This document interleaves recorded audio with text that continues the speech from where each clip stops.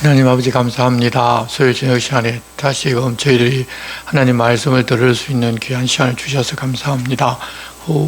많은 비가 오고 날씨도 굽지만 그러나 우리와 함께 하시는 주님을 우리가 보게 하시고 주님으로 인하여 평안한 가운데 날마다 하나님 나라 삶을 힘쓰며 살아가는 저희들 되게 하여 주시옵소서. 예수님의 이름으로 기도드리옵나이다. 아멘. 함께 찬송가 338장을 함께 찬송하겠습니다. 338장입니다.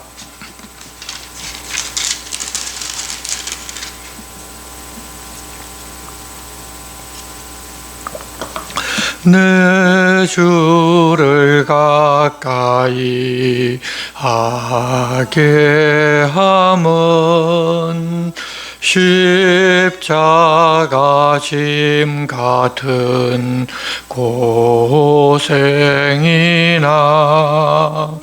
내 일생 소원은 늘 찬송하면서 주께 더 나아가기 원합니다.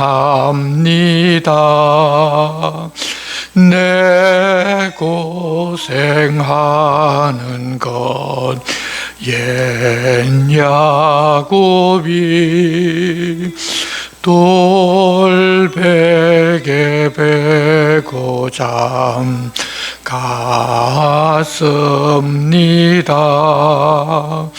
꿈에도 소원이 늘 찬송하면서 주께 더 나아가기 원합니다. 천성에 가는 길 험하여도 생명길 되나니 은혜로다. 천사 날 부르니 늘 찬송하면서 주께 더 나아가기 원합니다. 야곱이 잠 깨어 일어난 후 돌단을 쌓은 것 본받아서 숨질 때 되도록 늘 찬송하면서 주께 더 나아가기 원합니다.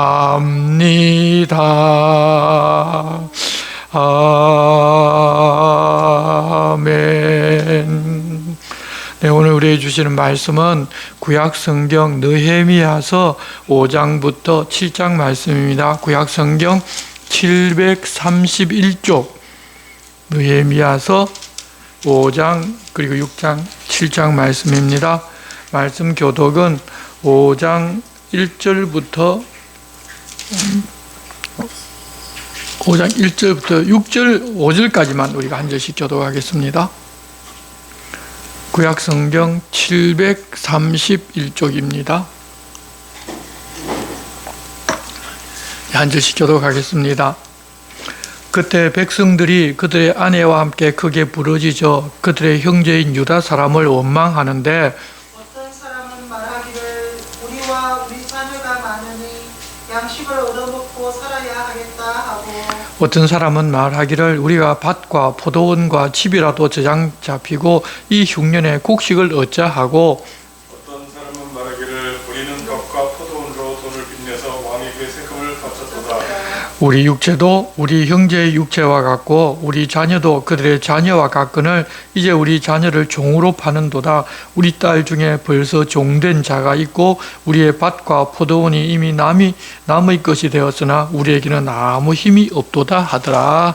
아멘. 에스라가 예루살렘으로 돌아와서 율법에서 그만 그 땅에 사는 이방 여인과 결혼한 사람들을 다 조사하고 이 여자들을 다 내쫓았지만 그에 대한 반발로 이 여인의 가족들이나 이 친지들이 합세하여 예루살렘으로 쳐들어와서 성문을 부수고 성벽도 부수어 버립니다. 느헤미야가 그랬다는 이야기를 듣고서 예루살렘 총독으로 와서 공사를 시작했는데 안팎으로 방해가 있었지만 흔들리지 아니하고 공사를 독려해서 성벽이 이어지고 그 성벽이 절반까지 올라갔다는 이야기를 우리가 지난주에 들었습니다.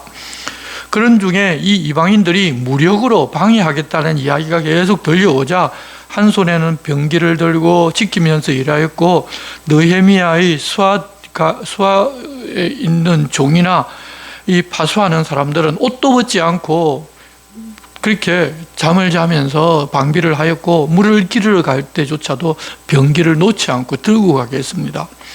자, 지도자는 그렇게 하고 있는데 내부 문제가 이제 터져 나옵니다. 문제가 터질 때에는 이렇게 외적인 문제뿐만 아니라 내부 문제도 동시에 발생하여 사람들로 하여금 갈피를 잡지 못하게 만드는데, 그렇지만 하나님 앞에 사는 사람은 바른 방향을 볼 수가 있습니다. 5장 1절 말씀 보시면 그때 백성들이 그들의 아내와 함께 크게 부르짖어 그들의 형제인 유다 사람들을 원망하는데, 어떤 사람은 말하기를 우리와 우리 자녀가 많으니 양식을 얻어 먹고 살아야 하겠다 하고, 어떤 사람은 말하기를 우리가 밭과 포도원과 집이라도 저장 잡히고 이 흉년에 곡식을 얻자 하고, 어떤 사람은 말하기를 우리는 밭과 포도원으로 돈을 빚내서 왕에게 세금을 바쳤도다. 우리 육체도 우리 형제의 육체와 같고 우리 자녀도 그들의 자녀와 같거늘 이제 우리 자녀를 종으로 파는도다. 우리 딸 중에 벌써 종된 자가 있고 우리의 밭과 포도원이 이미 남의 것이 되었으나 우리에게는 아무 힘이 없도다 하도다 하면서 불평합니다. 이 일은 52일밖에 걸리지 않는 이 성문과 성벽 보수 공사를 하느라고 생겨난 일이 아니라, 성문이 없고 이 성벽이 없는 동안에 이방인들에게 약탈당하고 흉년이 들어서 양식을 구할 수 없었기에 그런 상황이 모두가 다 누적이 되어서 일어난 일입니다. 하지만 말씀에서도 보다시피 그들 중에는 양식과 필요한 물질을 넉넉히 가진 사람도 있었습니다. 굶주린 사람들은 땅을 저당 잡혀서 그들에게 양식을 구하였고, 또 어떤 사람들은 세금을 내기 위하여 밭과 포도원을 저당 잡혀 빚을 내었습니다. 결국 흉년이 오게 되자 자식을 종으로 팔아서 돈을 빌리고 그것으로 양식을 사서 먹기도 하였습니다. 그런데 그렇게 이 유대인들의 땅을 저당 잡고 자녀를 종으로 사서 부리는 사람들이 누군가 하면 이방인들이 아니라 유대인이었다는 것입니다. 그러는 중에도 성벽과 성문을 세우는 일도 하게 되었으니 얼마나 힘들었겠습니까? 그래서 불만이 튀어나왔습니다. 그 이야기를 들은 느헤미야가 격노합니다. 하나님 주신 율법이 있는 이스라엘에서는 일어나는 안 되는 일이 또 일어났기 때문입니다. 하지만 느헤미야는 바로 성을 내지 않고 깊이 생각하고서 귀족들과 민장들을 불러서 이렇게 꾸짖기를 시작합니다. 7절 말씀입니다. 너희가 각기 형제에게 높은 이자를 취하는 도다 하고 대회를 열고 그들을 쳐서 그들에게 이르기를 우리는 이방인의 손에 팔린 우리 형제 유다 사람들을 우리의 힘을 다하여 도로 찾았거늘 너희는 너희 형제를 팔고자 하느냐, 더구나 우리의 손에 팔리게 하겠느냐 하며 그들이 잠잠하여 말이 없기로 내가 또 이르기를 너희의 소행이 좋지 못하도다. 너희의 대적 이방 사람의 비방을 생각하고 우리 하나님을 경외하는 가운데 행할 것이 아니냐. 나와 내 형제와 종자들도 역시 돈과 양식을 백성에게 구워 주었거니와 우리가 그 이자 받기를 그치자. 그런즉 너희는 그들에게 오늘이라도 그들의 밭과 포도원과 감람원과 집이며 너희가 구워준 돈이나 양식이나 새 포도주나 기름의 100분의 1을 돌려보내라 하였더니 그들이 말하기를 우리가 당신의 말씀대로 행하여 돌려보내고 그들에게서 아무것도 요구하지 아니하리이다 하기로 내가 제사장을 불러 그들에게 그 말대로 행하겠다고 맹세하게 하고 내가 옷자락을 털며 이르기를 이 말대로 행하지 아니하는 자는 모두 하나님이 또한 이와 같이 그 집과 산업에서 털어버리실지니 그는 곧 이렇게 털려서 빈손이 될지로다 하며 회중이 다 아멘하고 여호와를 찬송하고 백성들이 그 말한 대로 행하였더라. 느헤미야는 이방인들에게 그렇게 어려워서 팔린 유대인들을 도로 찾고 어려움을 당한 유대인들에게 돈을 구워주었지만 이자를 받지 않았는데 당신들도 내가 그렇게 하니 그렇게 하자고 정중하게 권유합니다. 자기가 먼저 그렇게 하면서 다른 사람에게 권유하는 것은 힘이 있습니다. 그리고서 그렇게 하는 것은 율법대로 사는 것이 아니라고 하면서 지금 당장 어려운 사람들에게서 그렇게 받은 이자와 저당 잡은 것이 있다면 마땅히 돌려줄 것은 돌려주고 그들에게 또 양식을 제공하고 그들에게 더 이상 아무 요구도 하지 않겠다고 맹세를 하라고 합니다. 그러자 다들 느헤미야의 말대로 하겠다고 합니다. 그래서 제사장을 불러서 그 앞에서 모두 맹세를 시키고 자기의 옷자락을 털면서 맹세한 대로 하지를 않는 사람은 하나님께서 이같이 털어서 빈손이 되게 하시기를 원한다고 하자 모두 아멘으로 맹세를 확정하고 백성들이 다 하나님을 찬양하고 그대로 시행합니다. 이 느헤미야가 이렇게 하자고 해서 그대로 되었지만 율법으로는 그렇게 해서는 안 된다고 하나님이 이미 명하셨기 때문에 느헤미야가 말하지를 않아도 이렇게 사실은 해야만 하는 일인데 그게 안 됐다는 것입니다. 강력한 지도자가 없으면 안 되는 것은 하나님보다 총독과 같은 권력을 가진 사람이 더 무게 있고 권위가 있는 시대였다는 사실을 우리가 볼 수 있습니다. 그런 사람이 없으면 하나님 말씀이 무시당하고 있다는 것을 보여줍니다. 우리가 종종 예수 믿는다고 하고 하나님 믿는다고 하지만 하나님 말씀은 무시하고 오히려 목회자나 이런 사람들의 권위를 하나님보다 더 높일 때가 있는데 이 시대에 바로 그랬다는 것을 우리에게 보여주십니다.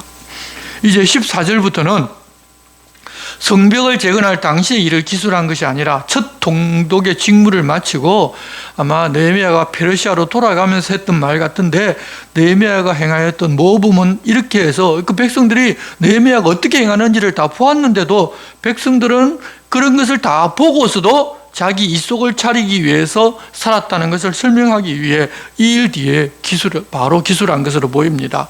14절 보면 또한 유다 땅 총독으로 세움을 받은 때 곧 아닥사스다 왕 제20년부터 제32년까지 12년 동안은 나와 내 형제들이 총독의 녹을 먹지 아니하였느니라.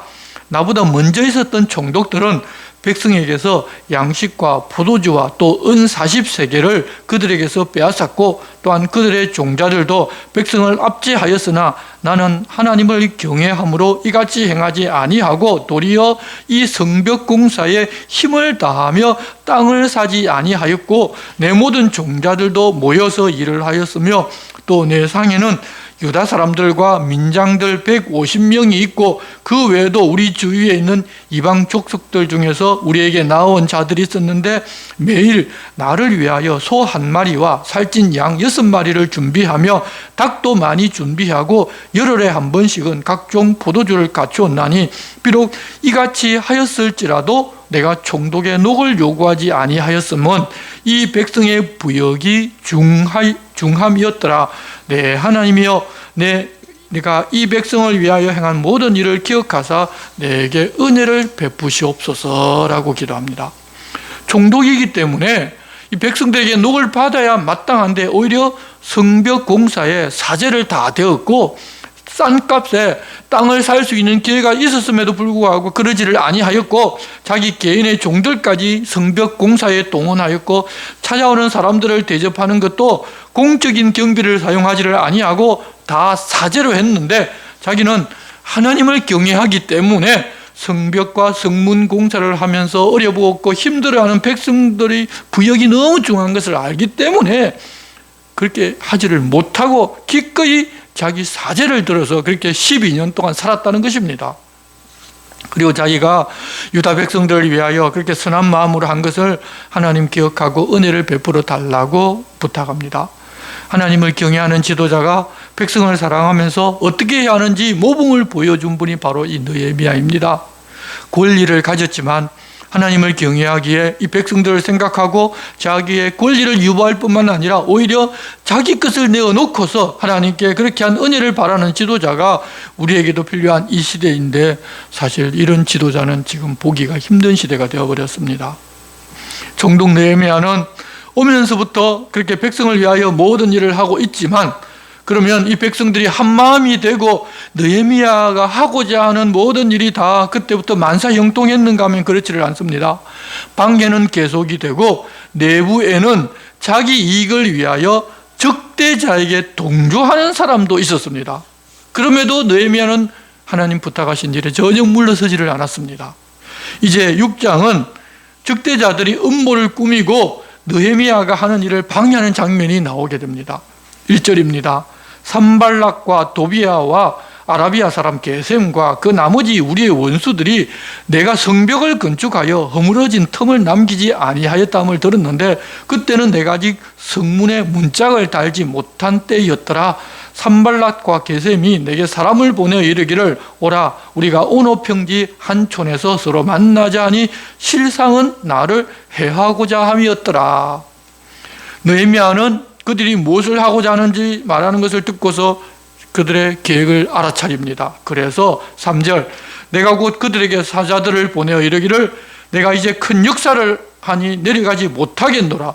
어찌하여 역사를 중지하게 하고 너희에게로 내려가겠느냐 하며 그들이 4번이나 이같이 내게 사람을 보내되 나는 똑같이 대답하였더니, 그러기를 무려 4번이나 시도했는데 똑같이 답하고 느헤미야는 그들이 꾸미는 모략에 속지를 않았습니다. 그러자 5절 산발랏이 5번째는 그 종자의 손에 봉하지 않은 편지를 들려 내게 보냈는데 그 글에 이르기를 이방 중에도 소문이 있고 가스무도 말하기를 너와 유다 사람들이 모반하려 하여 성벽을 건축한다 하나니 내가 그 말과 같이 왕이 되려 하는도다.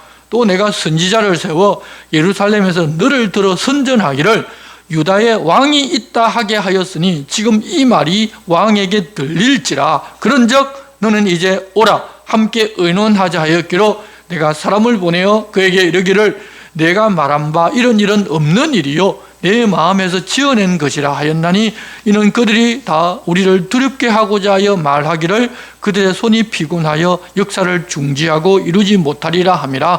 이제 내 손을 힘있게 하옵소서 하였노라. 이 봉하지 않은 편지를 보낸 것은 누군가가 그 편지를 읽어보았고 이제 곧 그런 소문이 날 것이라는 것을 암시합니다. 그래서 그런 내용이 느헤미야 자신에게 불리하니까 이 세상에서 무엇을 얻고자 하는 사람이라면 어떻게 하든지 의논을 하러 올 수밖에 없게 만들었습니다. 그렇지만 느헤미야는 이 세상에서 그 어떤 것을 추구하는 것이 아니라 하나님을 경외하고 자기 백성들이 성이 무너지고 성문이 없어서 이방인들에게 약탈당하는 것을 막으려는 목적을 가지고 페르시아에서 왔기 때문에 전혀 그런 말에 동요되지를 않습니다. 그런 일은 없고 너희 마음에서 지어낸 것이라고 하고서 속지 않고서 하나님께 내 손을 힘있게 해달라고 기도하면서 그 일을 계속합니다. 자, 이렇게 해도 안 되니까 이제는 내부의 적인 거짓 선지자와 공모를 합니다.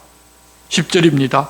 이후에 모헤다벨의 손자 들라야의 아들 스마야가 2번 불출하기로 내가 그 집에 가니 그가 이르기를 그들이 너를 죽이러 올 터이니 우리가 하나님의 전으로 가서 외소 안에 머물고 그 문을 닫자.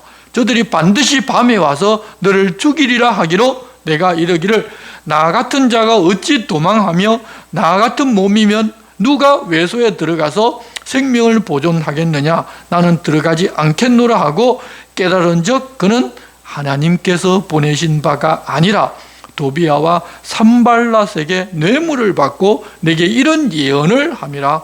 그들이 뇌물을 준 까닭은 나를 두렵게 하고 이렇게 함으로 범죄하게 하고 악한 말을 지어 나를 비방하려 함이었느니라.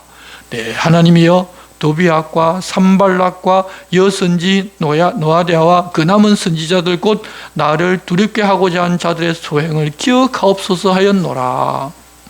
성전 안으로 도피했는데 죽이러 왔다는 이야기를 들으면 외소에 들어가 있다가 성전 내소로 들어가고 그렇게 해서 성전을 범하는 죄를 범하게 하는 것입니다. 그렇다면 그렇게 죄를 범하게 되면 백성들의 신임을 잃어버리게 됩니다. 그러면 느헤미야가 성벽을 짓고 하자는 그런 이야기가 통하지 않게 됩니다. 바로 그렇게 하고자 거짓 예언을 하게 만든 것입니다. 예나 지금이나 자기 배를 불리고자 하는 거짓 선지자가 많이 있습니다. 사람들이 하나님을 알고 하나님 말씀을 알면 그런 자들을 따르지 않아야 하는데 오히려 사람들이 많이 따르면서 그들을 신령하다고 합니다. 또 그런 것에 기대어서 백성의 지도자로 살아가는데 성령께서는 우리로 하여금 그것을 분별할 수 있는 눈을 주십니다. 모두가 그런 사람과 참으로 하나님을 사랑하고 따르는 사람을 분별할 수가 있어야 할 것입니다. 느헤미야가 그랬던 것처럼 이 세상에서는 언제나 하나님이 원하고 기뻐하시는 일을 하고자 하면 안팎으로 공격을 받게 됩니다. 그러니 믿고 하나님 앞에서 하나님의 뜻대로 살고자 하면 고난받는 것은 이상한 것이 아니라 당연한 것으로 여기고 이런 일이 있다고 흔들리면서 마귀가 원하는 그런 길로 가지를 말아야 할 것입니다. 그렇게 느헤미야를 흔들어서 성벽 공사와 성문이 달리는 것을 막고자 했지만 느헤미야가 하나님 앞에서 굳게 서서 그 일을 계속하니 결국 성벽 공사가 마무리되고 성문도 달게 되었습니다. 15절입니다. 성벽 역사가 52일 만인 엘룰월 25일에 끝남에 우리의 모든 대적과 주위에 있는 이방 족속들이 이를 듣고 다 두려워하여 크게 낙담하였으니 그들이 우리 하나님께서 이 역사를 이루신 것을 알미니라. 일이 이루어지지 않게 그렇게도 방해를 했는데 결국 이루어지는 것을 보니 하나님께서 그 역사를 이루신 것을 그들도 알게 되었다는 것입니다. 더 이상 예루살렘을 이제는 약탈할 수도 없고 그들의 힘이 강성해질 것을 알고 이제는 그들이 오히려 두려워합니다. 그런 중에 또 이런 일이 또 있었습니다. 17절입니다.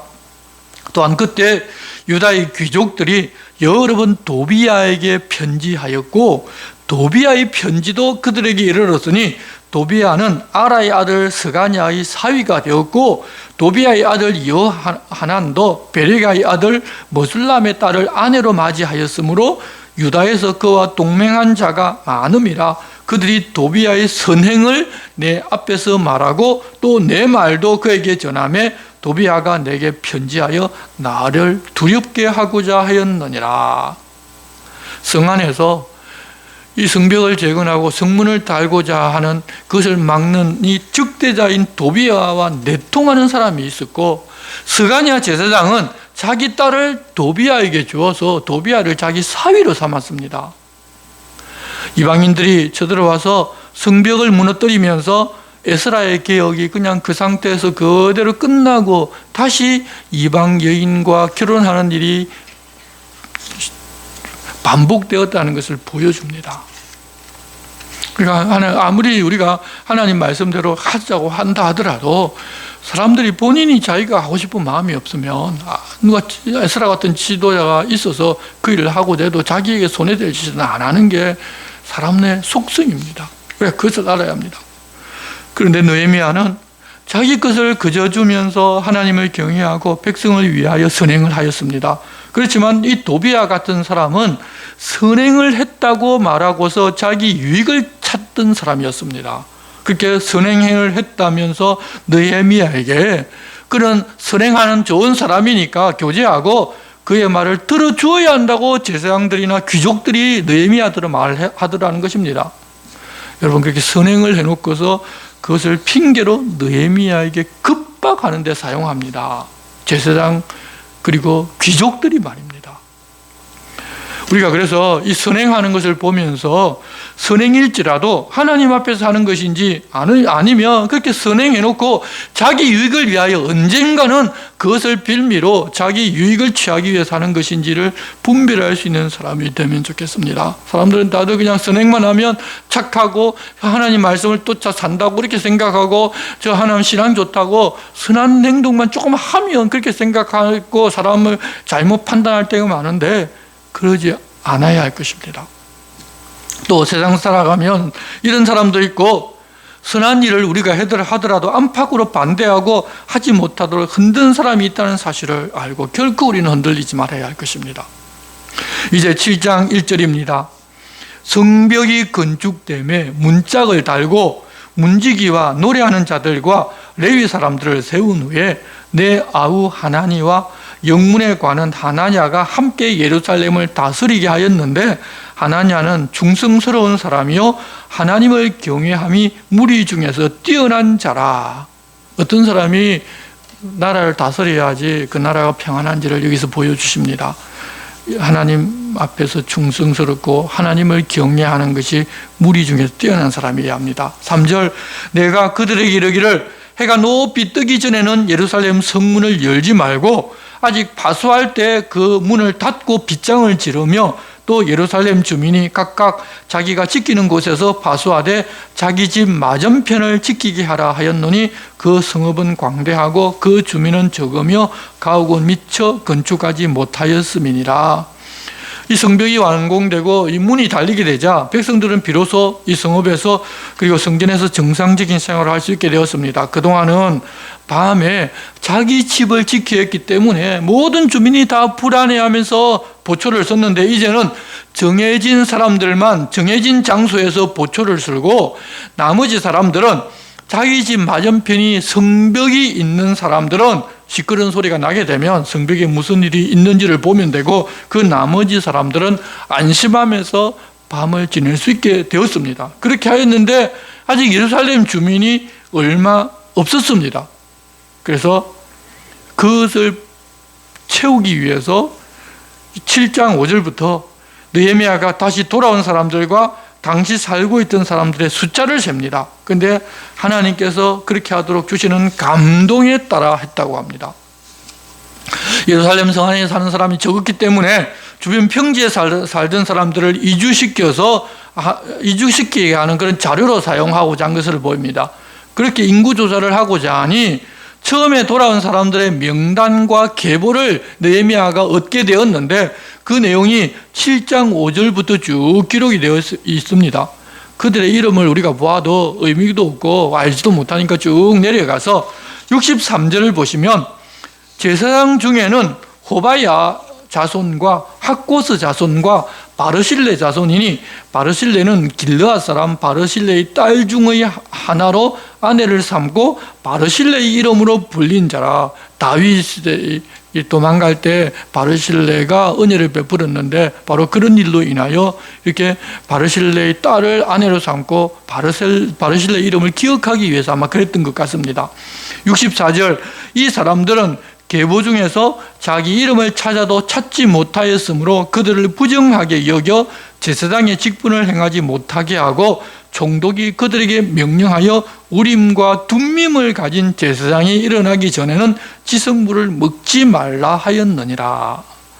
자신들이 이렇게 제사장의 후예라고 주장하는 사람들이 있었는데 그 계통을 입증할 객관적인 증거가 없는 사람들이었는데 그들은 제사장 직분을 행하지를 못하게 막아버리고 판결 흉패인 우림과 둠밈을 가진 제사장이 세워지기 전에는 판별을 하지 못하기 때문에 그 사람들은 지성물도 먹지 못하게 막았습니다.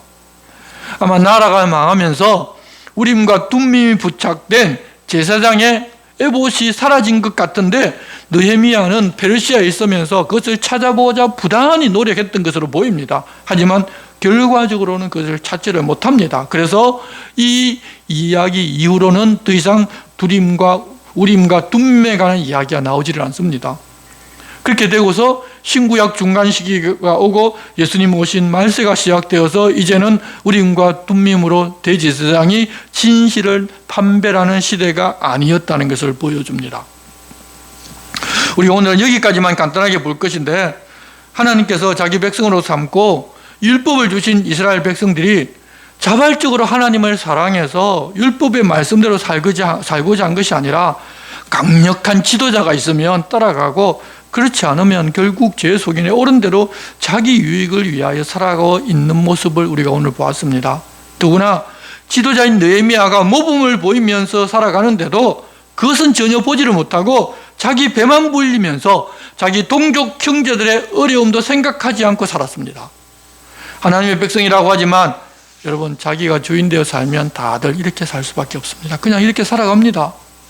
우리가 지금 하나님 앞에서 하나님 나라를 살고 있다는 사실을 모르고 세상에서 잘 먹고 잘 사는 것이 하나님을 잘 믿는 것으로 아는 경우가 많습니다. 그렇기에 이 세상의 것 추구하면서 이때 이 사람들처럼 살아가는 것이 조금도 이상하지 않습니다. 우리가 살아가는 모습이 그들이나 우리나 뭐 별반 다르지 않습니다. 하지만 이제 우리는 이전 세상 가치는 다 떠나보낸 하나님의 나라와 그 가치대로 사는 새로운 피조물이라는 것을 알고 느헤미야가 보여준 모범이 우리의 삶이 되게 해야 할 것입니다. 지도자만 그런 것이 아니라 모두가 다 그렇게 사는 것이 여러분 하나님의 나라입니다. 이 교회에서 목회자만 바라보고 그냥 목회자 말이 하나님 말씀이니 성경 읽어보지도 않고 성경에서 뭐라고 말씀하고 우리 목사님이 이야기를 했으니 그렇다고 이야기하는 사람들이 참 많은데, 그게 아닌데 그렇게 목사가 하나님보다 더 높은 자리를 차지하고 있는 것이 오늘날 많은 교회의 현실입니다. 아마 이 느헤미야 이 시대와 똑같다고 보아야 할 것입니다. 그런데 그렇다면 그 느헤미야가 없어지면 어떻게 되느냐 이제 곧 보겠지만, 만일 그런 교회에도 그렇게 카리스마 있게 있는 그 목회자가 잘할 때는 모르지만 그 목회자가 조금이라도 잘못된 바를 들어놓으면 그 교회는 그냥 절단나고 맙니다. 그래서 우리가 사람을 보는 것이 아니라 하나님을 보고 하나님 말씀을 보아야 하는데, 또 목회자들은 성도들이 하나님 말씀을 알고서 자기보다 하나님을 더 따라가는 것을 싫어하는 사람도 많이 있습니다. 왕으로 군림하는 걸 좋아하는 목회자들도 있습니다. 그래서 자기가 마치 하나님인 것처럼 하는 것을 즐기는 사람들도 있습니다. 이제는 우리는 그것을 분별할 수 있어야 합니다. 적어도 하나님의 사람들은 하나님이 최고이고, 목회자도 사실은 하나님 앞에서 말씀을 전하는 직무를 맡았을 뿐 평신도들과 결코 다르지 않다는 것을 알고 존경은 하되 그들의 말이 정말 하나님 말씀이라고 믿는 그런 오해는 하지를 않았으면 좋겠습니다. 우리가 세상에 모이면 그렇게 눈에 보이는 그런 지도자를 따라가고자 합니다. 그러면 우리도 이스라엘 백성들처럼 그저 하나님께 구하여 무엇을 얻을 생각만 하고 손을 펴서 나누어주고 싶은 마음이 없을 수도 있습니다.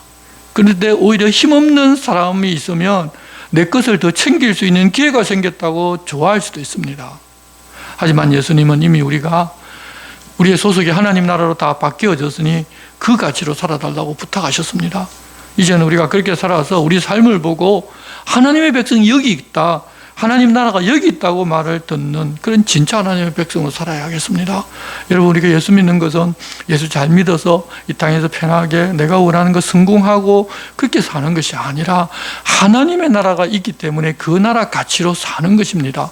예수님께서 이 땅에 오셔서 보여준 것이 전부 그것이고, 구약시대에 하나님께서 이스라엘 백성들에게 보여준 것도 다 그런 것들입니다. 내가 얼마든지 너희들에게 복을 줄 수 있으니 너희들 책임질 수 있으니 내 말을 듣고 살아라. 그러면 내 너희들 그냥 천국으로 데리고 가겠다. 그런 말씀을 구약 성경, 구약 역사를 통해서 보여주셨는데 그들은 하나님을 하나님으로 삼지를 않았습니다. 예수님께서도 오셔서 마찬가지입니다. 사람들의 오병이어를 통해서 사람들의 먹을 것을 주고 병을 고쳐주고 심지어는 죽은 사람을 다시 살려냈는데, 내가 그런 것을 할 수 있다.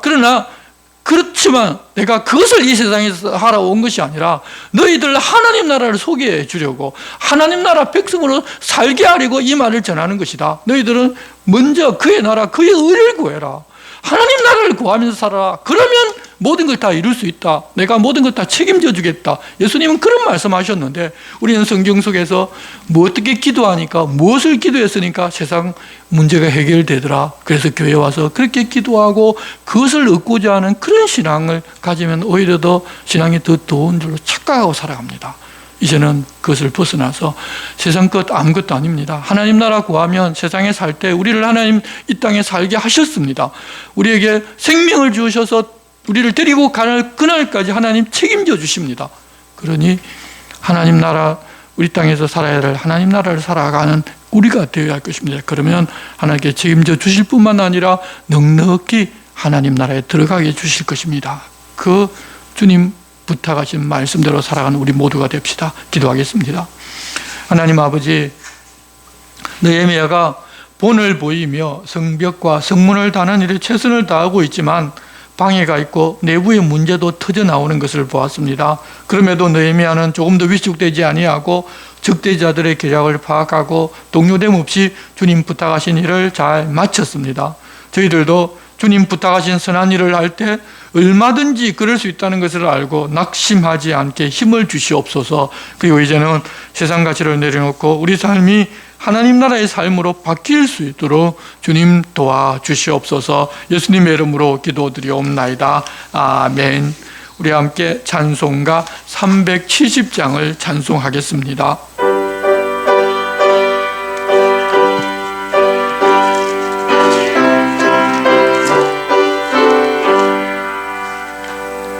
주 안에 있는 나에게 단 근심이 있으랴 십자가 밑에 나가 짐을 풀었네. 주님을 찬송하면서 할렐루야 할렐루야. 내 앞길 멀고 험해도 나 주님만 따라가리. 그 두려움이 변하여 내 기도 되었고 전날의 한숨 변하여 내 노래 되었네. 주님을 찬송하면서 할렐루야 할렐루야. 내 앞길 멀고 험해도 나 주님만 따라가리. 내 주는 자비하셔서 늘 함께 계시고 내 궁핍 밤을 아시고 늘 채워주시네. 주님을 찬송하면서 할렐루야 할렐루야. 내 앞길 멀고 험해도 나 주님만 따라가리. 내 주와 맺은 언약은 영불변하시니 그 나라 가기까지는 늘 보호하시네. 주님을 찬송하면서 할렐루야 할렐루야. 내 앞길 멀고 험해도 나 주님만 따라가리. 함께 주님 가르치신 기도를 드리겠습니다. 하늘에 계신 우리 아버지, 아버지의 이름을 거룩하게 하시며 아버지의 나라가 오게 하시며 아버지의 뜻이 하늘에서와 같이 땅에서도 이루어지게 하소서. 오늘 우리에게 유용할 양식을 주시고 우리가 우리에게 잘못한 사람을 용서하여 준 것 같이 우리 죄를 용서하여 주시고 우리를 시험에 빠지지 않게 하시고 악에서 구하소서. 나라와 권능과 영광이 영원히 아버지의 것입니다. 아멘.